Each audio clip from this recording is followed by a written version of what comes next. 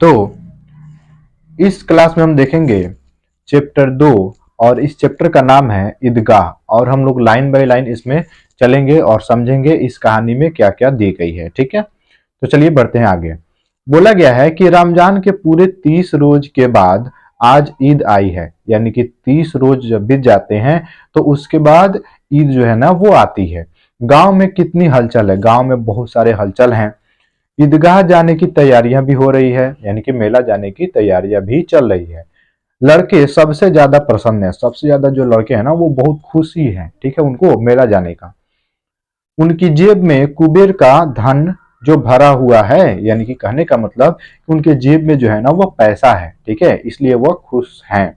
आगे देखिए, बोला गया है कि बार बार वो अपना जेब या फिर खजाना चेक करके निकाल करके देख रहे हैं, चेक करते रह रहे हैं। तो देखिए क्या लिखा गया है, बार बार जेब से अपना खजाना निकाल करके गिनते हैं, यानी कि अपना पैसा बार बार निकाल करके गिनते हैं और फिर उसको रख देते हैं। देखिए, और खुद होकर फिर रख देते हैं, यानी कि उससे खुश होकर के उसको अपने जेब में रख लेते हैं। महमूद के पास 12 पैसे हैं, मुसीम के पास सॉरी मोहसिम के पास 15 पैसे हैं। इतने में तो अनगिनत चीजें खरीदी जा सकती है या फिर खरीदे जा सकते हैं। खिलौने, मिठाइयाँ, बिगुल, गेंद और न जाने क्या क्या, ठीक है, ये सब चीजें खरीदे जा सकते हैं। वो सब सोच रहे हैं, जितने लोग के पास पैसे हैं वो सोच रहे हैं कि इनसे तो बहुत सारे खिलौने खरीदे जा सकते हैं। और सबसे ज्यादा प्रसन्न है हामिद, ठीक है, सबसे ज्यादा प्रसन्न जो है वो उसका नाम क्या है, हामिद नाम का एक लड़का है, वो इसमें बहुत प्रसन्न है। वह 4-5 साल का गरीब सूरत दुबला पतला लड़का, जिसका बाप गत वर्ष हैजे की चपेट में मर गया और मां न जाने क्यों पीली होती होती एक दिन मर गई। अब हामिद अपनी बुढ़िया दादी अमीना के गोद में सोता है, यानी कि बोला गया है कि जो हामिद नाम का जो लड़का है ना उसकी दादी है केवल, और मम्मी पापा जो है ना वो मर गए हैं। तो मम्मी जो है वो पीले पीले होकर के मर गई और उसके पापा जो हैं वो हैजा का रोग उनको लग गया, जिसके कारण से वो मर गए। ठीक है, आगे बढ़ते हैं। अभागिन अमीना अपने कोठरी में बैठी रो रही है, यानी कि उसकी जो दादी थी, हामिद की जो दादी थी, वो बैठ करके रो रही है। आज ईद का दिन है और उसके घर में दाना नहीं है। कहने का मतलब क्या है कि वो अमीना जो थी वो अपने घर में बैठ करके रो रही है और सोच रही है कि हमारे घर में एक भी दाना अनाज का नहीं है। इस अंधकार और निराशा में वह डूबी जा रही थी, यानी कि यह सोच करके वह रो रही थी हामिद की दादी। हामिद भीतर जाकर के दादी से कहता है, तुम डरना नहीं अम्मा, मैं सबसे पहले आऊंगा, बिल्कुल ना डरना।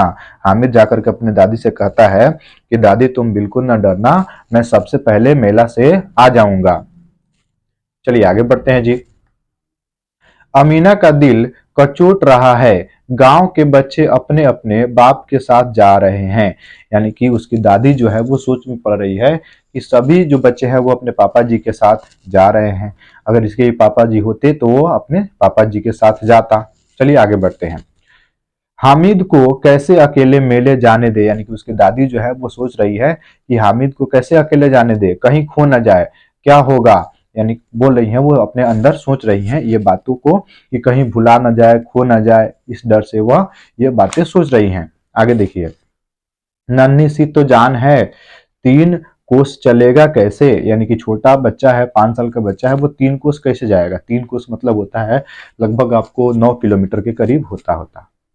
ठीक है, आगे, पैर में छाले पड़ जाएंगे, यानी कि उसकी दादी जो है वो सोच रही है कि पैर में छाले पड़ जाएंगे, जूते भी नहीं है, वह थोड़ी थोड़ी दूर पर उसे गोद ले लेगी, ऐसा वो सोच रही है। ठीक है, लेकिन यहाँ सिवैयां कौन पकाएगा, धोबिन, नाई, मेहतरानी और चुड़ियारिन सभी तो आएंगी, सभी की सेवैयां चाहिए, यानी कि सभी को सेवैया चाहिए। दादी सोच रही है कि यहाँ पर भी इतने सारे लोग, गांव के जो लोग हैं वो सब यहाँ पे आएंगे, साल भर का त्योहार है, साल भर का त्योहार है, तो यहाँ पे भी तो देखना होगा।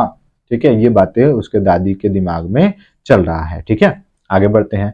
गांव से मेला चला, गांव से मेला जो है वो चला और बच्चे के साथ हामिद भी जा रहा था।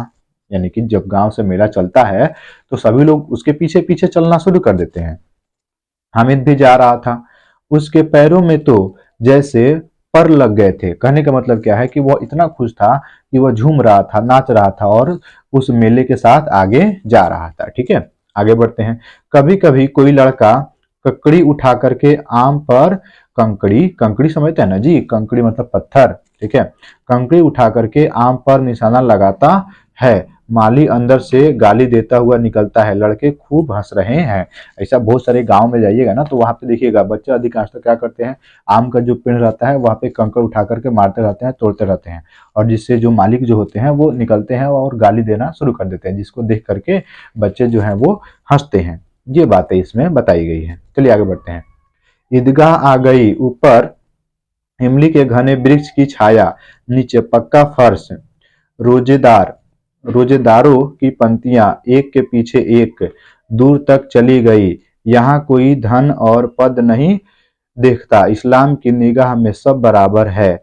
लाखों सिर एक साथ सिजदे में झुकते हैं। कहने का मतलब बोला गया है कि इसमें ईदगाह जब भी होती है ना तो उस समय सभी लोग लाइन लग करके कतार में लग जाते हैं और सभी लोग अपना सर झुका देते हैं अपने अल्लाह या फिर जो भी भगवान है उनके सामने। ये बातें इसमें बताया गया है कि लाखों लोग अपना सिर झुका देते हैं। फिर सबके सब एक साथ खड़े हो जाते हैं। फिर उसके बाद सभी लोग एक साथ खड़े हो जाते हैं, एक साथ घुटने के बल बैठ जाते हैं। कई बार यही क्रिया होती है जैसे बिजली की लाखों बत्तियां एक साथ प्रदीपित, यानी कि जल, प्रदीपित मतलब होता है कि जलना और बुझना। ठीक है, प्रदीप्त हो और एक साथ बुझ जाए। कहने का मतलब बोला गया है कि वो लोग ऐसे एक साथ झुकते हैं, एक साथ उठते हैं, बैठते हैं कि जैसे मानो कि बत्तियां जल रही हो एक साथ। ये बातें यहाँ पे बताई गई है। चलिए अगले पढ़ते हैं जी। अगला जो पेज है उसमें बोला गया है, नमाज खत्म हुई, लोग आपस में गले मिल रहे हैं, तब मिठाइयाँ और खिलौने की दुकान पर धावा होता है। तरह तरह के खिलौने और सिपाही, गुजरिया, राजा और वकील, भिश्ती, धोबिन और साधु। महमूद सिपाही लेता है, खाकी वर्दी और लाल पगड़ी वाला, कंधे पर बंदूक रखे हुए। मुहसिन को भिश्ती पसंद आया, कमर पर मशक रखे नूर को वकील से प्रेम है। काला चोंगा, काला चोंगा, नीचे सफेद अचकन, एक हाथ में कानून का पोथा लिया हुआ, सब दो दो पैसे के खिलौने हैं। हामिद के पास कुल 3 पैसे हैं, इतने महंगे खिलौने वह कैसे ले। ठीक है, आगे देखिए। कहीं हाथ से छूट गया तो चूर चूर हो जाएगा, पानी पड़ा तो सारा रंग धुल जाएगा। यानी कि हामिद जो है वो उसके माइंड में बातें आती है। सभी लोग, जो आपका नमाज होती है वो खत्म हुई और सभी लोग गले मिलने लगे। उसके बाद सभी लोग जो है ना वो मेला की तरफ दौड़ पड़े। जितने सारे मेला थे, खिलौने के दुकान थे, वहां पे सभी लोग दौड़ पड़े। तो अचानक जो है ना वहां पे जाता है हामिद और देखता है कि सभी जो खिलौने हैं ना वो 2 रुपए के ही हैं। ठीक है, 2 पैसे के ही हैं। सॉरी, एक मिनट, हाँ 2 2 पैसे का। ठीक है, 2 2 पैसे के ही हैं। तो वहां पे वो भी जाता है, सोचता है कि ये सब खिलौने जो हैं वो इसके रंग धुल जाएंगे और यह गिर जाएंगे तो चूर चूर हो जाएंगे। ठीक है, और बाकी उसके जितने सारे दोस्त थे वो सब, कोई सिपाही खरीदता, कोई वकील खरीदता है, कोई साधु को खरीदता है। ये सब चीजें सब मिट्टी के ही खिलौने थे। चलिए आगे बढ़ते हैं। जाएगा, जितने सारे रंग हैं वो सब धुल जाएगा, ऐसे खिलौने लेकर के वह क्या करेगा, ये सब सोच रहा है हामिद। चलिए आगे बढ़ते हैं। सब अपने अपने खिलौने की तारीफ कर रहे हैं। हामिद ललचाई आंखों से खिलौने को देख रहा है, चाहता है कि जरा देर के लिए ही सही वह उनके हाथों से ले सकता। वह हाथ आगे बढ़ाता, लेकिन लड़के इतने त्यागी नहीं होते, विशेषकर जब अभी नया शौक है। हामिद ललचाता रह जाता। मिठाइयों की दुकान आती, अब धीरे धीरे आगे बढ़ रहे हैं और उसके बाद मिठाइयों की दुकान आती है। किसी ने रेवड़ियां ली, किसी ने गुलाब जामुन, किसी ने सोहन हलवा, मजे से खा रहे हैं। लेकिन हामिद अभागे के पास सिर्फ 3 पैसे हैं, क्योंकि क्यों नहीं कुछ ले खाता।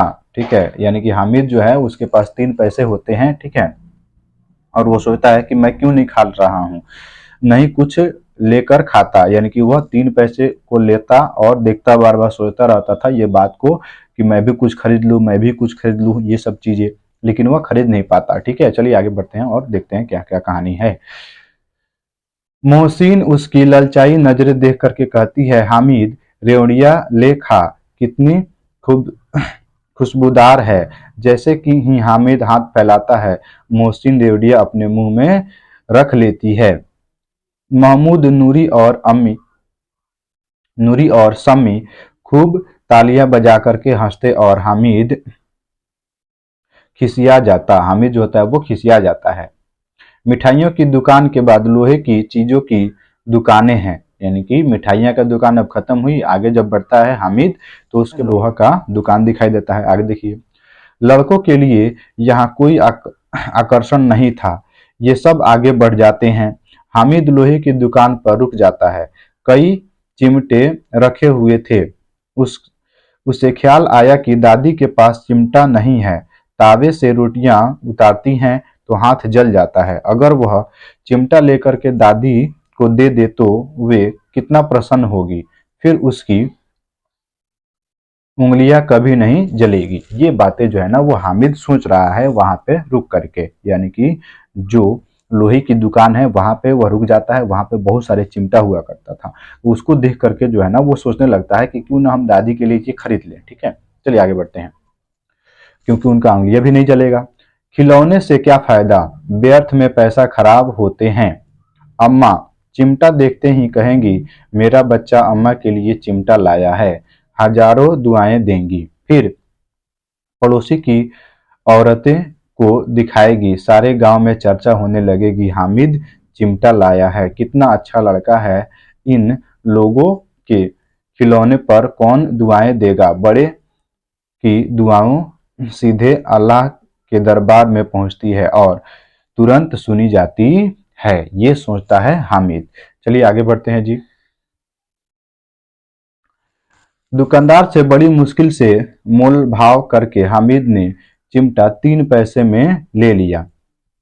उसे कंधे पर रखा मानो बंदूक के उसे कंधे पर रखा मानो बंदूक और शान से अकड़ता हुआ साथियों के पास आया। मोहसिन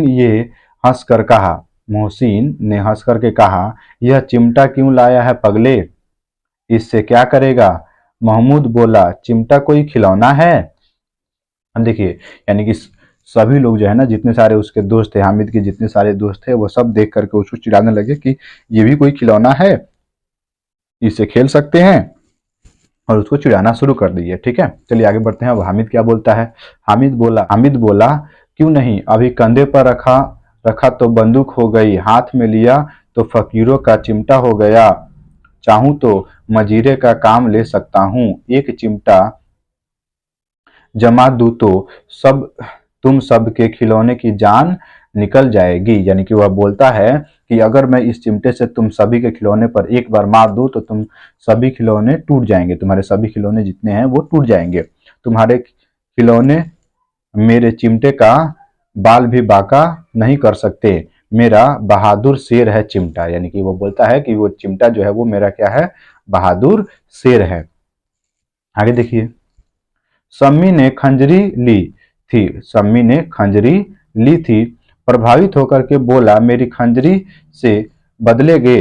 ठीक है, यानी कि वो बोल रहा है, सम्मी जो है वो बोल रही है कि वो खंजरी ली थी। ठीक है, और वो बोल रही है कि क्या तुम मेरे खंजरी से अपना चिमटा बदलोगे। ठीक है, तो देखिए हामिद क्या बोलता है। हामिद ने खंजरी की ओर अपेक्षा से देखा, मेरा चिमटा चाहे तो तुम्हारी खंजरी का पेट फाड़ डालेगा। यानी कि बोला गया है, चिमटे से सभी को मोहित कर लिया, औरों के 3-3 4-4 पैसे खर्च किए। यानी कि जितने सारे और बच्चे जो थे वो सब अपना अपना 3-4 पैसे खर्च किए, पर कोई काम की चीज न ले सके। हामिद ने 3 पैसे में रंग जमा दिया। सबने अपने अपने खिलौने लेकर के चिमटा पकड़ने का प्रयास कर रहे थे। यानी कि सबने क्या बोला कि मेरा चिमटा सबने बोला कि मेरा खिलौना ले लो और चिमटा थोड़ा सा दे दो। हामिद मान गया। चिमटा बारी बारी से सबके हाथों में गया और उसके खिलौने बारी बारी से हामिद के हाथों में आ गए। कितने खूबसूरत खिलौने हैं, पर उनका चिमटा तो रुस्तमे हिंद है, सभी खिलौने का बादशाह। यानी कि जो चिमटा जो है वो सभी खिलौने का क्या है, बादशाह है। गांव पहुंचकर बच्चे ने अपने अपने खिलौने से खेल रहे थे, या फिर गांव पहुंचकर बच्चे ने अपने अपने खिलौने से खेला पर थे खेला पर थे। वे तो मिट्टी के कुछ ही ढेर में टूट फूट गए। अब मियां हामिद का हाल सुनिए। यानी कि जो मियां जो था हामिद, उसका हाल सुनिए। अमीना उसकी आवाज सुनते ही दौड़ी, गोद में उठा करके प्यार करने लगी। सहसा उसके हाथ में चिमटा देख करके वह चौंकी। यह चिमटा कहाँ से लाया? यानी कि उसकी जो दादी थी उसको उठा ली, कोरा उठा ली और वो बोल रही है कि यह चिमटा कहाँ से लाया? मैंने मोल लिया और कै पैसे में? यानी कि बोली वो कि मैं मोल लिया है, कैसे पैसे में? तो 3 पैसे में दिया। यानी कि वो बोल रही है कि कितना रुपए में खरीदा है, तो हामिद बोल रहा है कि मैंने पैसा दे करके खरीदा है। तो कितने पैसे में खरीदा है? तो 3 पैसे में। हामिद बोलता है 3 पैसे में खरीदे हैं। अमीना के छाती पीट ली। यानी कि अमीना जो थी वह छाती पीट ली कि यह कैसा बेसमझ लड़का है, न कुछ खाया न कुछ पिया। क्या चिमटा सारे मेले में तुझे कोई और चीज न मिली जो यह लोहे का चिमटा उठा लाया? यानी कि वो दादी जो है उसको डांट लगाती हैं कि तुम ना कुछ खाया ना कुछ पिया, तुमको पूरे मेले में केवल यही चीज मिला जो कि तुम यह लेकर के आया। हामिद ने अपराधी भाव से कहा। यानी कि हामिद जो है वो थोड़ा सा सकसका गया, ठीक है, और वो डर गया और बोला कि तुम्हारी अंगुलियां जो है वो तावे पर जल जाती थी, इसलिए मैंने इसे ले लिया। बुढ़िया का क्रोध तुरंत स्नेह में बदल गया। यानी कि बुढ़िया जो थी, यानी कि उसकी जो दादी थी, उनका स्नेह जो है वो बदल गया, क्रोध जो था वो शांत हो गया। ठीक है, यह स्नेह मुख था, खूब ठोस था। ठीक है, आगे बढ़ते हैं अगले चैप्टर में। देखिए, रस और स्वाद से भरा हुआ बच्चे में कितना त्याग, कितना सद्भाव और कितना विवेक है। दूसरों को खिलौने लेते और मिठाइयाँ खाते देख करके कितना ललचाया होगा। मन इतना जब्त इससे हुआ कैसे? वहां भी इसे अपनी बुढ़िया दादी का याद बनी रही। अमीना का मन गदगद हो गया। अमीना की आंखें भर गई, दामन फैला करके हामिद को दुआएं देती जा रही थी और आंसुओं की बड़ी बड़ी बूंदें गिराती जा रही थी। हामिद इसका रहस्य क्या समझता? यानी कि उसकी दादी जो थी वो बहुत खुश होकर के रोने लगी कि अभी भी मेरा जो बच्चा है वो मेरे ही बारे में सोच रहा है। ठीक है, तो आज के इस क्लास में हम लोग शब्दार्थ भी देखेंगे। देखिए, इस कहानी को लिखे हैं प्रेमचंद्र। ठीक है, और इसमें शब्दार्थ जो दिया गया है वो भी हम लोग देखेंगे। चलिए देखते हैं जी। पहला जो शब्दार्थ है वो है अभागिन। अभागिन मतलब होता है भाग्यहीन स्त्री। उसके बाद है गत। गत मतलब होता है पिछला। दिल कचोटना। दिल कचोटना मतलब होता है अफसोस होना, मन में कसक होना, घबराना।